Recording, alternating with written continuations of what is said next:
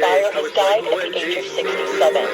Dean White made the announcement, calling his younger brother, quote, amazing and talented, saying brother, quote, amazing and talented, saying he had gold records at the young age of 16.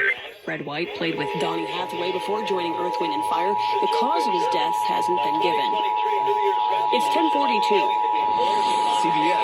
This station is participating in a test of the Illinois Emergency Alert System. Most of us think of bacon as the best part of breakfast, but for Smithfield Crews, it's all in a day's work. Navy veteran and talent recruiter Troy Vandenberg explains how they're looking to hire thousands of vets right now. For us, we love the phrase farm to fork, right? So we are hog farmers, transportation, we've got some feed mill operations, and then we've got a distribution to our customers. So very good for veterans here with a lot of logistics background. Production worker, maintenance mechanics, production supervisors, quality assurance technologists. So really a lot of stuff people don't think about when they think about where their bacon came from.